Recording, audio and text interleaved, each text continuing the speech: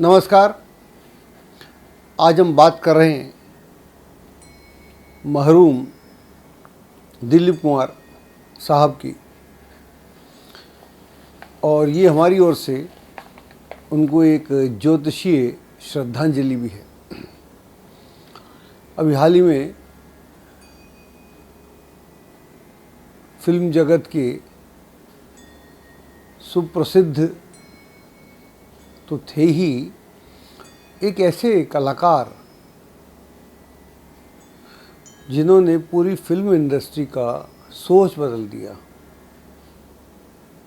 तो आज हम उनकी बात करेंगे।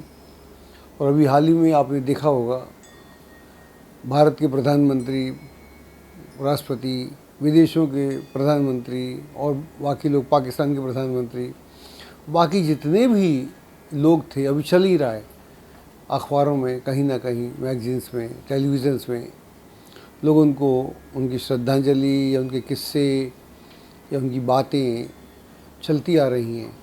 क्योंकि जब कोई आदमी लेजेंडरी हो जाता है, कालातीत हो जाता है, तो वहाँ मृत्यु का कोई संबंध ही नहीं होता। तो जो लोग कालातीत हो गए, वो उनको आप समय की बाउंड्री में बांध नहीं सकते।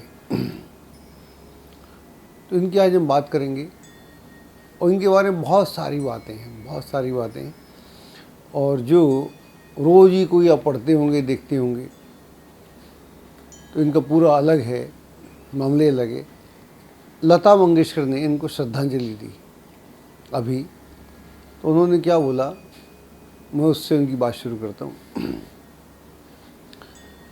अनिल दा जो म्यूज़िक डायरेक्टर थी, लता मंगेशकर बहुत छोटी थी उस समय। वो मुंबई की ट्रेन में जा रहे थे और वहीं पर दिलीप कुमार भी थे। तो ये दिलीप कुमार सबको जानते थे, ये एक्टर हो गए थे, इस्टेब्लिश हो गए थे। लता अभी इस्टेब्लिश नहीं हुई थी।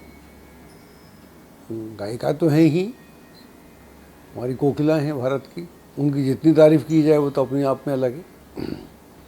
तो उन्हें पूछा दिलीप साहब ने कि ये लड़की कौन है। तो बताया कि ये लता मंगेशकर है और ये हमारी फिल्म में गाना गा रही है। तो वो समझ गए, बोले ये मराठी लड़की, ये दाल भात खाने वाली लड़की,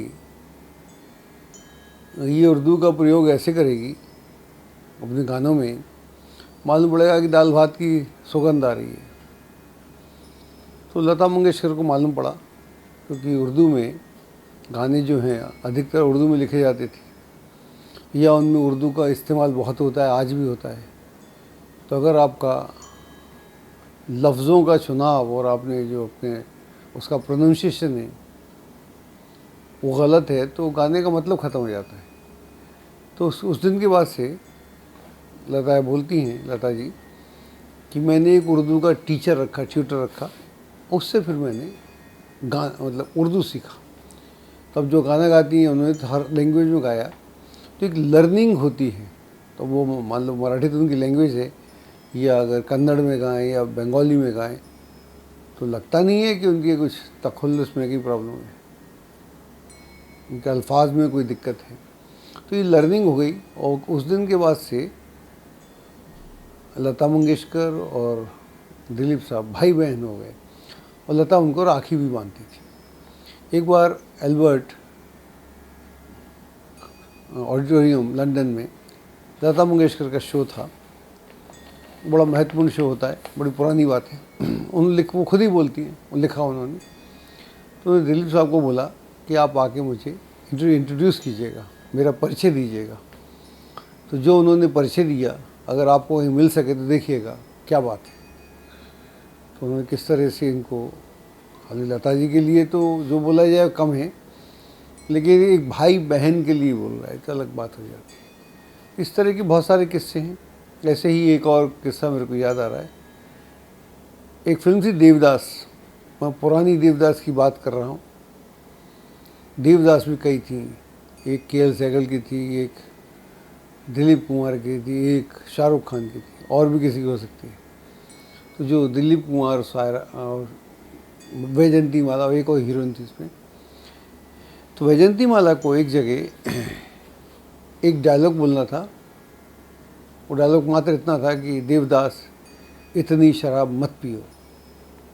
बैठी हुई थी, इंतज़ार कर रही थी, सेट लगा हुआ था और दिलीप साहब वहाँ नहीं थे। पता किया उन्होंने कि वो कहाँ पर हैं, कहा ही नहीं क्या।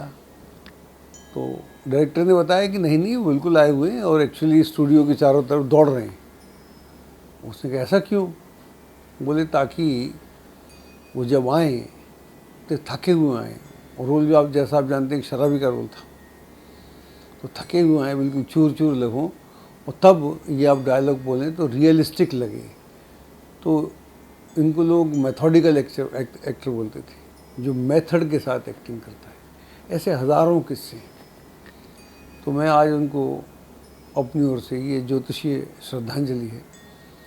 अब इनकी कुंडली की थोड़ी सी बात करते हैं, तो वहाँ से आपको थोड़ा ज़्यादा अंदाज़ लगेगा। इनकी जो कुंडली है हम आपको दिखा भी रहे हैं, मैं पढ़ भी देता हूँ। मकर लगन की कुंडली है और द्वितीय भाव में मंगल है, तृतीय में केतु है, अष्टम में चंद्रमा है, नवम में शनि और राहु है, दशम में गुरु है और एकादश में सूर्य, बुध और शुक्र है। तो ये कुंडली है। और कुंडली उसकी व्याख्या करते हैं, फिर एक ग्रह को भी ढूंढेंगे जैसा हम करते रहते हैं। तो अगर आप देखिएगा तो आपके सामने है, गौर करेंगे तो आपको दिखेगा सेकंड भाव में मंगल है और मंगल शनि के घर में है, तो उसको ज़्यादा दिक्कत नहीं है, बल्कि वो वहाँ बैठा हुआ है तो गुरु से दृष्ट भी है, गुरु दशम भाव में। तो मंगल और पवित्र हो जाता है या स्ट्रांग हो जाता है, अच्छा हो जाता है। अष्टम भाव में चंद्रमा है, तो चंद्रमा और मंगल के मध्य में एक दृष्टि संयोग है जो अपने आप में बहुत अच्छा है और गुरु इसको दिखता है। तो मंगल जब सेकंड भाव में हो तो इसका मतलब क्या हुआ कि जब पैदा हुए तो पेशावर में इनकी कोठी थी, यहाँ ही रहते थे। ऐसा सुनने में आता है कि राज कपूर की पैतृक कोठी बगल में थी, दोनों वहाँ से मित्र भी थे। तो ये जो कोठी थी अब उसको पाकिस्तानी सरकार ने उसको एक म्यूज़ियम बना दिया है, और जो पाकिस्तान सरकार का एक सबसे बड़ा अवार्ड होता है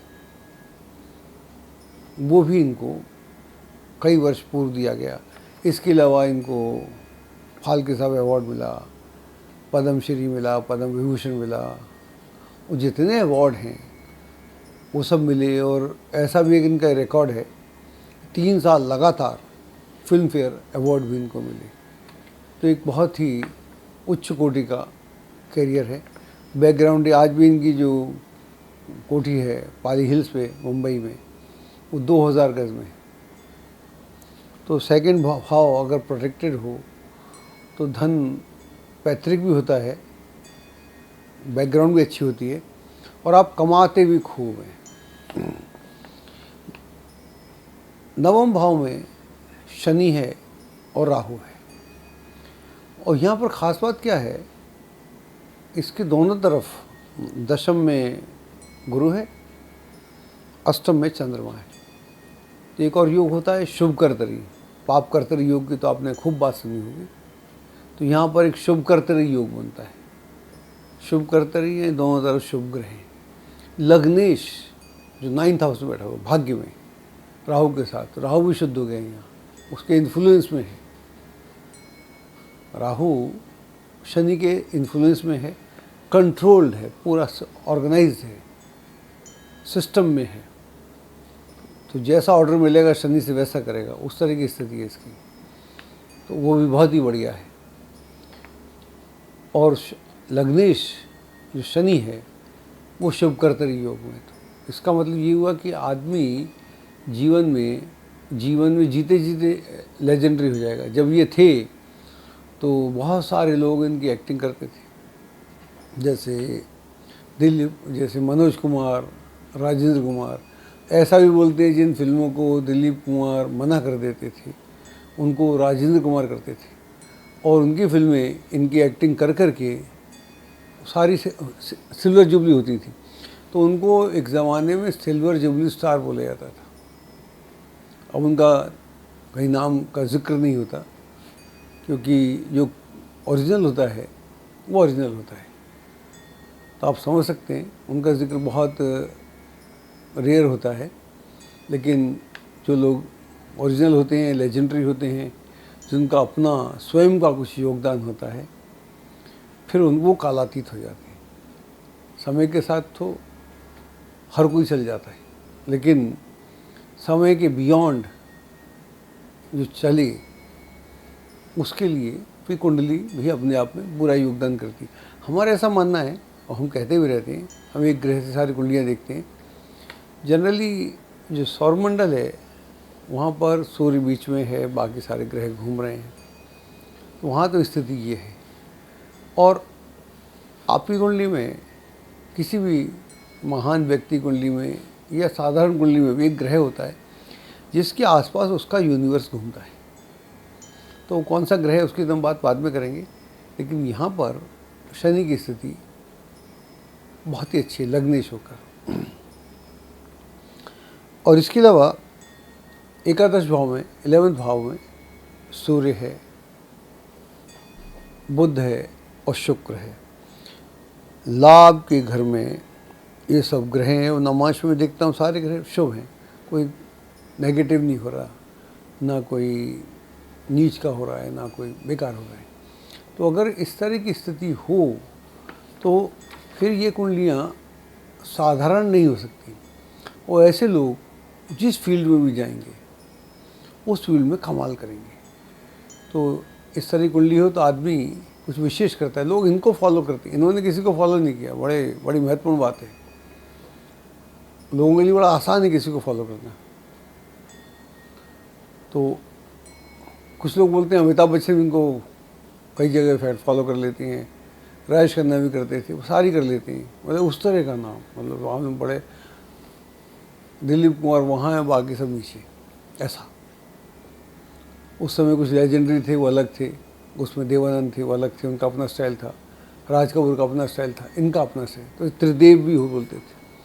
मेरे को याद है बचपन में जब हम लोग वो पढ़ते थे फिल्म फेयर मैगजीन, तो उसमें 3 लोगों का फ़ोटो आता था, दिलीप, राज कपूर और देवानंद। तो एक ज़माना ऐसा था, इवन पंडित नेहरू के साथ में इन तीनों के फ़ोटो हैं। तो उस तरह से था। तो ये इस तरह के जो व्यक्ति होते हैं, कुंडली जब बिल्कुल स्पष्ट कुंडली हो और एक ग्रह जो आपको ज़िंदगी में एक ख़ास मुकाम पे ले जाता है, उसकी स्थिति बहुत मजबूत होना चाहिए। अब हम पता करते हैं वो ग्रह कौन सा है। तो मंगल देखिए, मंगल अच्छा है, मंगल नहीं है। चंद्रमा हो नहीं सकता अष्टम में, गुरु भी नहीं है दशम में, और एकादश में ना सूर्य है, ना बुध है, ना शुक्र है। राहु होता नहीं अधिकतर। जो शनि जो ग्रह है 9वें भाव में है, भाग्य में है, और दोनों तरफ शुभ कर्तरी योग है। तो यह जो है लग्नेश भी है, तो यह ग्रह इनका वो ग्रह है जो इनको लेजेंडरी बनाता है। अभी जब इनका जनाजा निकला तो वो राष्ट्रीय सम्मान के साथ निकला। तो 9th हाउस में वैसे भी पराशर का भी सूत्र है कि जब ग्रह 9th हाउस में अच्छा हो, भाग्य वाला स्थान अच्छा हो, तो बहुत सारे अवार्ड्स मिलते हैं और राज्य से सम्मान प्राप्त होता है। तो ये सब इनका हुआ, और ऐसे लोग जैसा मैंने बोला कालातीत होते हैं, और वो इंस्पिरेशन होते हैं जनरेशन्स की। तो दिलीप साहब एक इंस्पिरेशन है हम सब की, जो देखा वो सब जानते हैं। उनकी अगर एक्टिंग देखते हैं तो कमाल की एक्टिंग होती है, एक अपना स्टाइल होता है। और प्रभु उनकी आत्मा को शांति दे, उनका परिवार इस गम को झेलने के लिए तैयार रहे या हिम्मत उनको भी जुटाएं, क्योंकि ऐसे लोग फिज़िकली चाहे चले जाएं लेकिन आपके विचारों में, आपके ख्यालों में नहीं जाते, और हमारी ओर से ये उनको एक भावभीनी श्रद्धांजलि है। एस्ट्रोलॉजी की सटीक जानकारी के लिए विश्वविख्यात एस्ट्रोलॉजर अजय भांबी के YouTube चैनल ABC चैनल को सब्सक्राइब, लाइक और शेयर करें। लेटेस्ट अपडेट के लिए बेल के बटन पर जरूर क्लिक करें।